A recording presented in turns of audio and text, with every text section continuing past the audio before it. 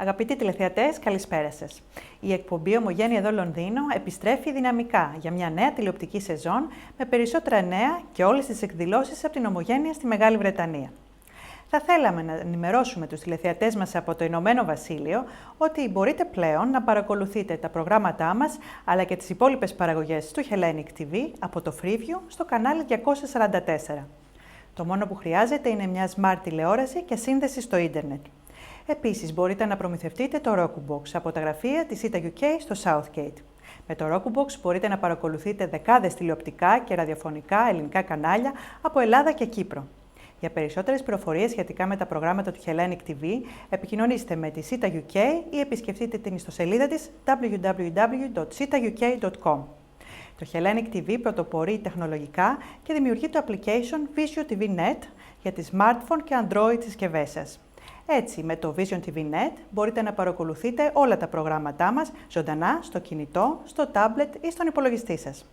Για περισσότερες πληροφορίες σχετικά με τα προγράμματα του Hellenic TV, μπορείτε να βρείτε στην ιστοσελίδα μας www.hellenictv.net. Επίσης, για την προβολή της εκδήλωσής σας ή της επιχείρησής σας, επικοινωνήστε μαζί μας στο τηλέφωνο 020 8292 7037 ή στην ηλεκτρονική μας διεύθυνση info@hellenictv.net.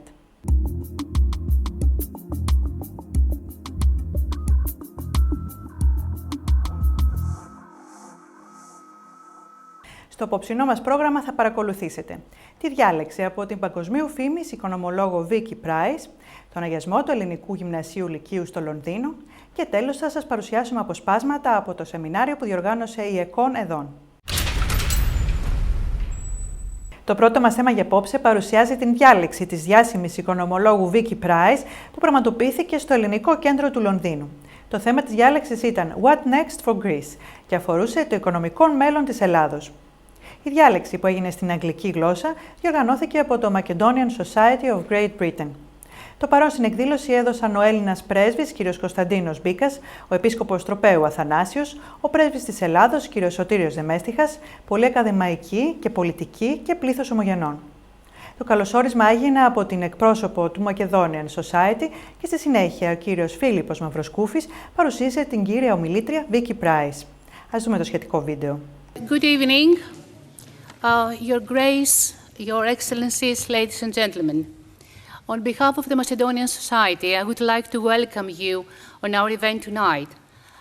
The Macedonian Society is very grateful for your support over the past years and going forward, and we'll be very pleased to see you in our future events. The 2015 is especially a significant year for Greece, as it faces a lot of challenges, economic, political, and legislational. And inside of these challenges, especially the economic ones, will be presented by our speakers tonight. The program tonight includes a lecture by Mrs. Vicky Pryce, closing remarks by His Excellency the Ambassador of Greece, Mr. Kωνσταντίνος Μπίκας, questions and answers, and a reception at the end. I would like now to invite Dr. Φίλλιπος Μαυροσκούφης to introduce our guest speaker tonight, Mrs. Vicky Pryce. Ladies and gentlemen, we are privileged tonight to have a speaker that doesn't need any introduction. However, I'll give it a go. She has been known for a long time as a very well-respected top economist, government advisor. She has been a joint head of the United Kingdom's Government Economic Service from 2004 to 2007. She's the writer of many books and other publications and a very frequent contributor of numerous articles to the British and international press. More recently, we had many opportunities to see her on television, analyzing and commenting on matters even closer to our hearts, as Greece's economic and political drama kept unfolding. Vicky was born in Athens and was educated in the German School of Athens. She left for the United Kingdom at the age of 17, and as she just told me, she decided to stay here. She studied at the London School of Economics, where she got a bachelor, a BSc in economics, and a master's degree in monetary economics. Following posts at Williams and Glyn Bank and the KPMG and other consultancies, she joined in 2002 the Department of Trade and Industry as the first ever woman chief economic advisor. She has also held visiting professorships and fellowships at various universities, but it will take all night to list all the various positions of a glittering career, so I will stop here. I'll just mention that 4 or 5 years ago, I was in the audience of a panel event in the London School of Economics, where Vicky Pryce was one of the 4 panelists. I think another one was IMF representative in Greece, Paul Thompson. Am I right? Yeah. Well, economics is not my field, as some of you may know, but I could not help feeling impressed by the clarity of her analysis and by what I thought was a very courageous and perhaps even prophetic at the time statement that Greece's debt is unrepayable, and the sooner that is accepted, the better, and that a type of Marshall Plan should be put in place to bring the Greek economy back to life. When I happened to sit next to her at a dinner in March this year, where I must say the conversation was much more interesting than the food, I grasped the chance with both hands and asked her if she would agree to come and speak to us at the Macedonian Society. I was delighted that she accepted straight away without a moment's hesitation. Thank you, Vicky. We fixed a September date for that event. Much as we would have liked to have an earlier date because things were still on the boil, but it couldn't happen earlier. That meant some uncertainty, to put it mildly, because where would Greece be in September? We didn't know. Would it be in the Eurozone, Grexited by constructive dismissal or by brutal expulsion, as the papers endlessly speculated? I remember emailing Vicky, feeling at a loss as to what the title of this event should be. No problem, she emailed back, unperturbed. Greece, what now? She said. Let's keep it flexible enough. Brilliant. Well, so Greece, what now is going to be. And before I ask Vicky to come to the microphone, I should mention that there will be questions, some time for questions after the presentation. So keep some notes and prepare your questions. Στη συνέχεια στο βήμα ανέβηκε η διάσημη οικονομολόγος Vicky Pryce, η οποία έκανε την διάλεξη με θέμα What Next for Greece, όπου ανέλυσε τις σκέψεις της και τα αίτια της κρίσης και το οικονομικό μέλλον της Ελλάδος. Ας δούμε ένα απόσπασμα από την ομιλία της.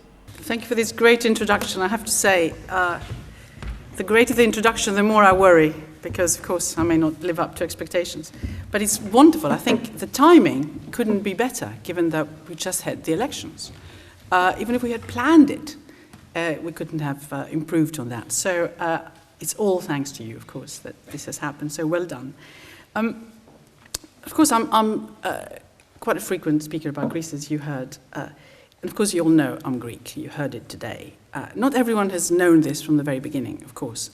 I do have a Welsh name, and I do quite a lot for BBC Wales. For some reason, I do a lot for the BBC generally. BBC Wales seems to have sort of acquired me, if you like. I think they think that I must come from somewhere in the valleys because of my name, Price, and with a Y, and that I have this sort of weird accent, which must be from somewhere they can't quite identify. I've never said to them that I'm Greek, so they must probably still think, all these listeners in Wales, that I must be Welsh, which is quite an achievement. In fact, it is a serious point, because all the time that I was working for the government, I was working before for the Royal Bank of Scotland, before that for ESSO and so on. I worked as a UK economist, or as an international economist. I just happened to be Greek, but nobody really bothered very much about this. And then, of course, the Greek crisis started. And I started getting involved in all this because I got quite incensed, in a way, due to the way in which the Greeks were being described by the media. And frankly, the UK media in particular was pretty negative about the Greeks. It is true we fiddled the figures a bit when we joined the euro, But so did Germany and France. They just didn't keep to the Stability and Growth Pact in the early years of the euro. They were way above the 3% deficit to GDP ratio they had to have. And then, of course, we were described as corrupt, lazy, not wanting to pay our taxes, preferring to sit on the beach. Well, there is some truth in that, I'm sure.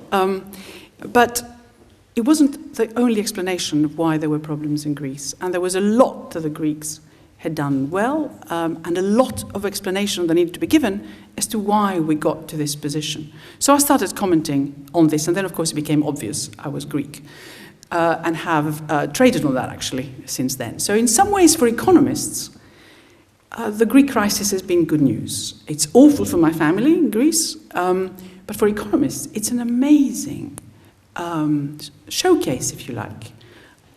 We've already seen Nobel Prize winners like Krugman, Stiglitz, and so on from the US, already saying that what the Greek crisis has proved is that the IMF austerity measures have just not worked and should never have been implemented. At the same time, the crisis itself has led the IMF to be involved in the largest rescue operation it's ever been involved in. So the amounts of money we're talking about, as you know, are huge. Now, the IMF until now had lent perhaps a few tens of billions to places like Brazil and Argentina, of course. It had not been involved in a Western economy and lending the amounts of money, or at least dealing with debt of the size that Greece accumulated from 2010 onwards. So that is a record. And in many ways, you can understand what's been going on in Greece because, you mentioned, of course, the IMF debate. At that time, if you remember, we had protesters, Greek people walking up and down the street, and also security men. I mean, it was one of those weird events where they were really worried that the whole place would explode. So you were checked when you came in as if you were going into a security bit of an airport, and only people on a list were allowed, and yet there was a spontaneous sort of demonstration in the hall itself when the IMF guy was attacking the Greeks. So I think there is a limit to what a nation can take. But of course, that was taken up, the theme, quite widely. So if you read the German press, if you read bits of the French press, which were a little bit better, in fact, but also more recently, when it came to the renegotiations that were taking place, Greece found itself isolated against all the other countries. I mean, the interesting thing is, of course, that the negotiating tactics of the Greeks were hardly fantastic, and we saw quite a lot of reaction to this, but nevertheless, Greece found that it had no friends left in the Eurogroup and in the EU overall. But what has been the effect of all this? I mean, one thing is, of course, that Greece has been talked about by everybody. The financial markets are now looking at developments in Greece with great interest because, of course, what happens in Greece affects the rest of the economy. It affects the Eurozone. It affects, in fact, the rest of the world. We've seen how stock markets have reacted every time we were to the point of possible Grexit. So Greece has become a really important country from that point of view, even though it only accounts for 2% of EU GDP. In fact, less now, given that it's been contracting for a while, except in the last year or so. And then, of course, what we've seen is that Greek names are well known now by people. They can actually pronounce Varoufakis, which is quite extraordinary. And Tsipras, of course, is a wonderful figure for everyone to comment on.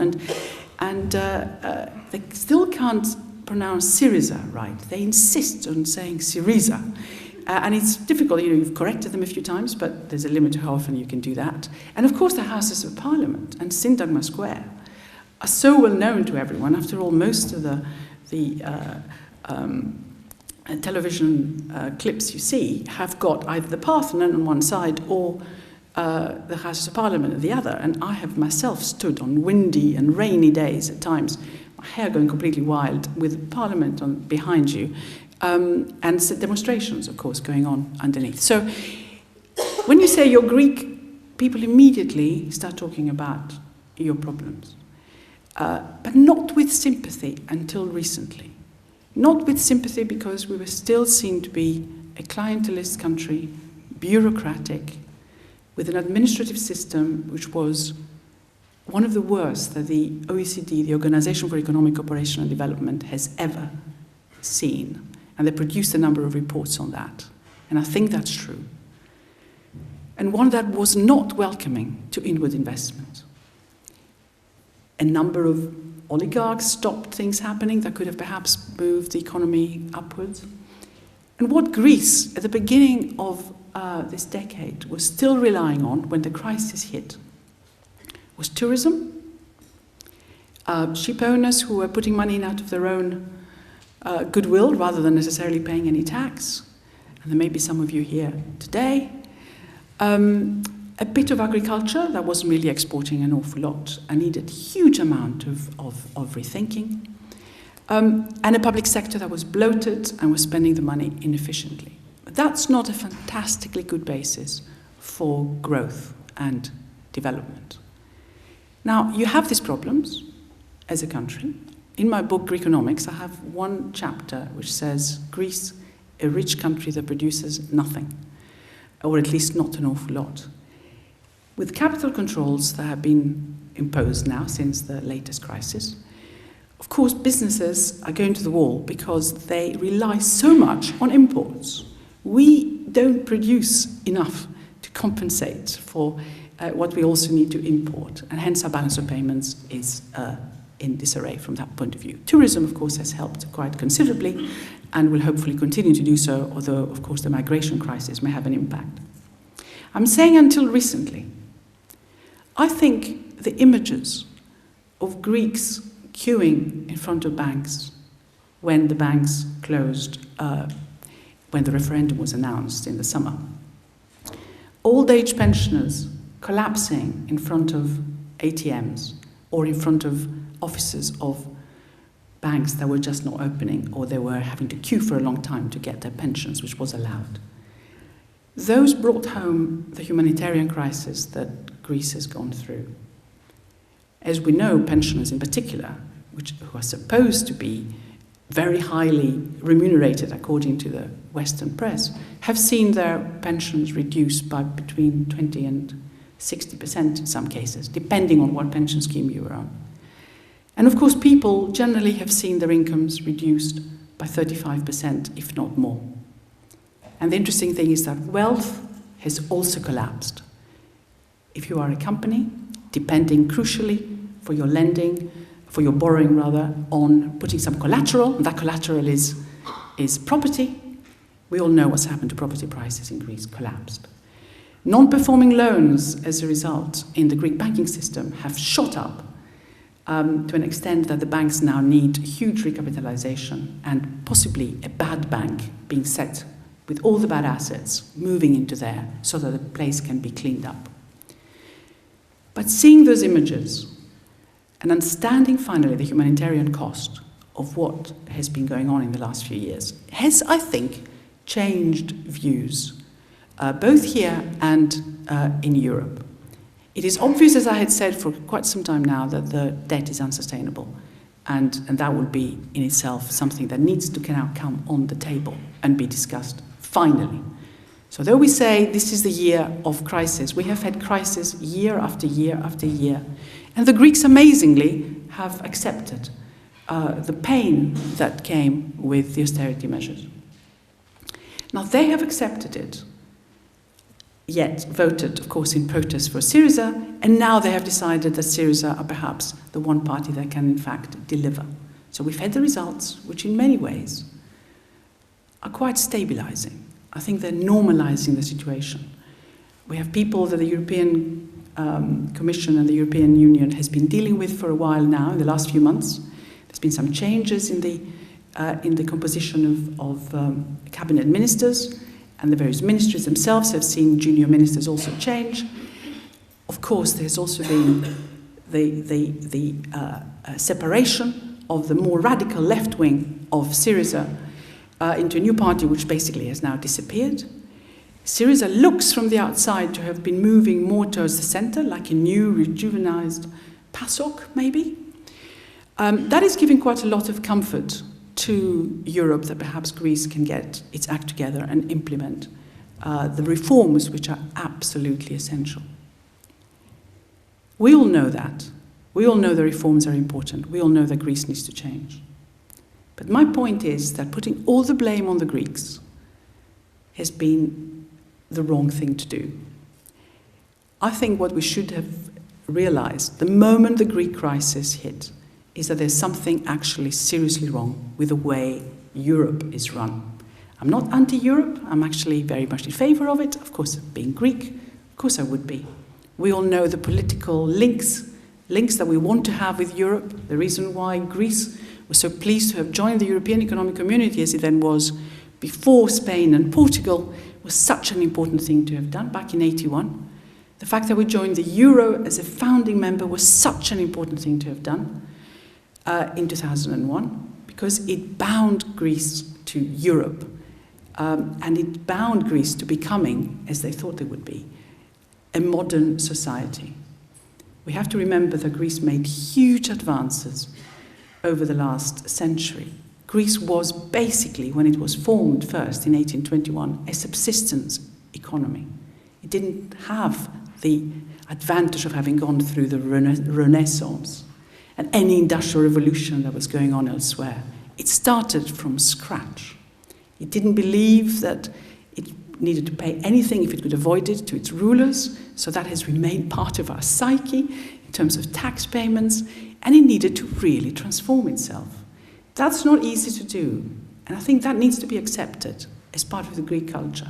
But what is unacceptable is to expect Greece to abide by various rules, economic rules, which were imposed by the Europeans, when in fact those were based on wrong premises. Εδώ να σας αναφέρουμε ότι ολόκληρη τη διάλεξη θα την παρακολουθήσετε την Τετάρτη 12 Οκτωβρίου στην εκπομπή με το φακό του Hellenic TV.